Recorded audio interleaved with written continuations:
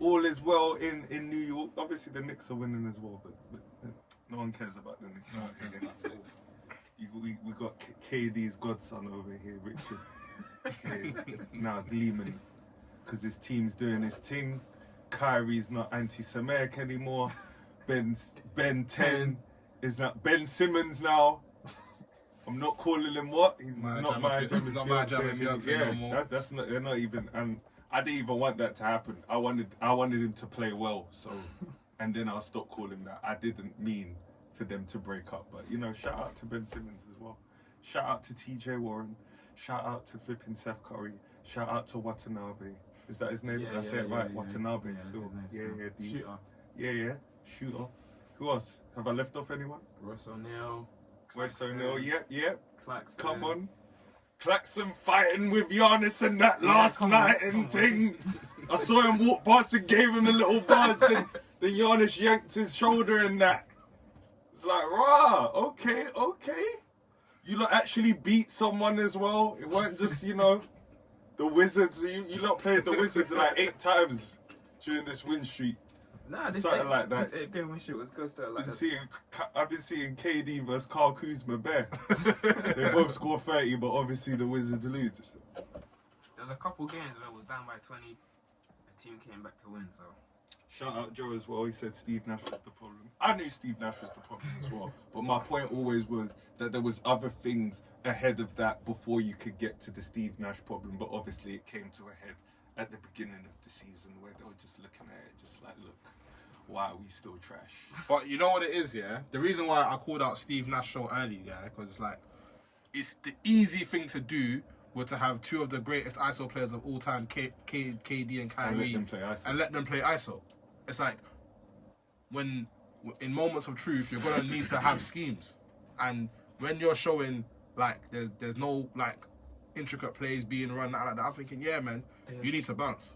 I'm like when Steve Nash there, it was just straight hero ball, Kyrie, KD just take us. But now there's plays guys are cutting, guys are actually doing plays now. So Jaquise Vaughn is your coach.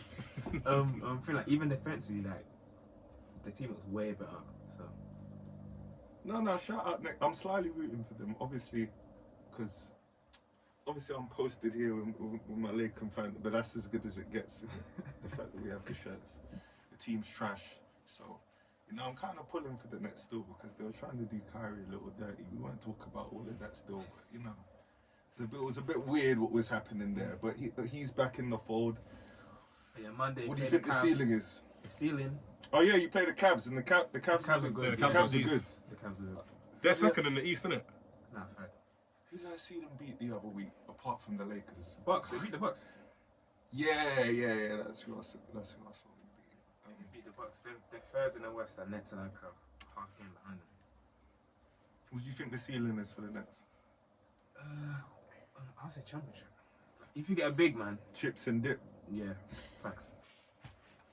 If you get a big man, then yeah, and I'll say chips. Who? If you kick, even Kuzma, because I heard that we might trade him. That don't help nothing, man. For rebounding, plus you can score as well. If you get a big man, that's just another person that's added to have a good time. That's not what you need, man. And Kuzma's good. Funny enough, let's talk about Kuzma. Because who has always defended his boy Kuz? I told you lot, it's a situational thing. He was playing with the Lakers, he had a role to do. But on his left to his own devices, what are we seeing? And now obviously he's played winning basketball, so he's added that to the fact that man can get buckets out here, can score. Man said winning basketball, the Wizards are top. No, he's played winning basketball with the Lakers. No, but the thing is, with Kyle Kuzma, it's if he's putting up 20 a game, your team are gonna be crap. That's all it was. If Kyle Kuzma wants to be part of a successful team, he's not putting up 20 points, as we've seen with the Lakers. He could put up 15, 17. He just wasn't doing that at the Lakers, but he can now. Yeah. He's more experienced now. So if the Nets get something Boogie or something or even bring the White back. It would have been interesting to see Andre Drummond with this current coach. Have you been seeing Dwight in time? Yeah. This guy's getting triple double. It's the funniest thing. It's the funniest shit I've seen in a while. playing like it's PE. Like I've never seen him dribble so much, take so many pull-ups. He's beating man off the dribble. He's taking threes. I saw his stat line in the first game was 3 for 10 from three. I'm like, this guy's taking the piss, man. He shot 14 of 32. When has Dwight Howard shot that poorly in the NBA? And you know why? Obviously, because man's in his bag, isn't it? He's sourcing it up. He's Godzilla out there. Can you still say that? Is that weird? No. Oh, okay, cool. We're over it. Yeah, but See, so you're saying championship? I think they need to add. Yeah, they need to get a rebounder. And mad. Yeah, they need to get a rebounder. I wouldn't say bring Drummond back, but you know, someone like that can just, you know, clean up the boards and that, because when it comes to the playoffs, obviously their toughness is going to get questioned. And, you know, a bit of a finesse team, but that's cool. Golden Ben State, Simmons I is like that looking as well. people down. Ben Simmons looking guys down again. So Not really. what? Well, Even Claxton, they clamped Giannis in the fourth yesterday. Giannis didn't score the whole fourth. Yeah, the whole fourth quarter, yeah, Giannis didn't score, but you know, it's one game, and they were losing. They were losing pretty much the whole game anyway. It was a weird kind of game. Like Giannis wasn't really the threat. It was Drew Holiday. Yeah, true. There was that crazy bucket they made in the corner. Oh yeah, I saw that. No pull up. Mm-hmm. Yeah, I saw that. Question though, if KD wins the MVP this year, what does that do for his legacy?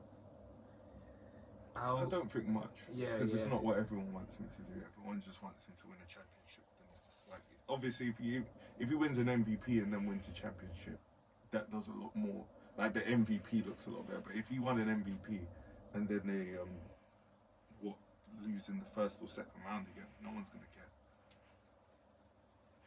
Like when you get to people like at this point with people like Kevin Durant, it's all about winning. It's all about winning championships. That's the only thing. The bracket he's in, that's the only thing that's gonna move him above or past the people he's already around. He's already like top 15.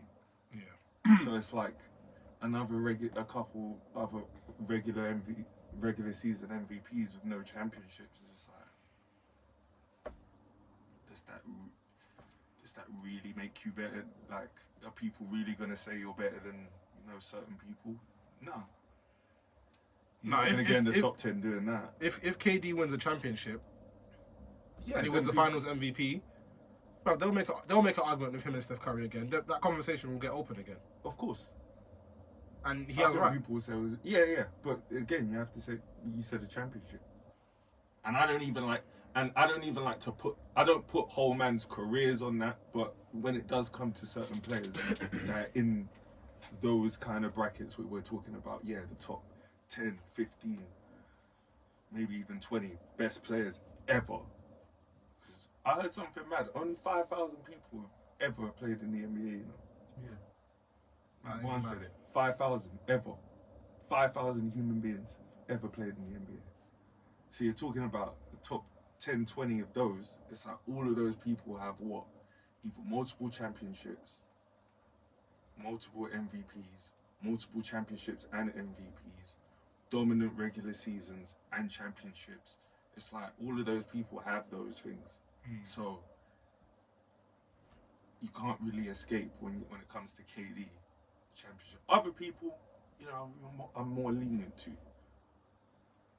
But yeah, when it comes to him, if you're talking about him being, you know, in top 10 and all that, and people open up the conversation with Curry again, he has to win one with Brooklyn. Yeah, I think KD's kind of going through the same thing that Kobe kind of went through when he won Shaq the when he won the 3 chips with Exactly, Shaq. because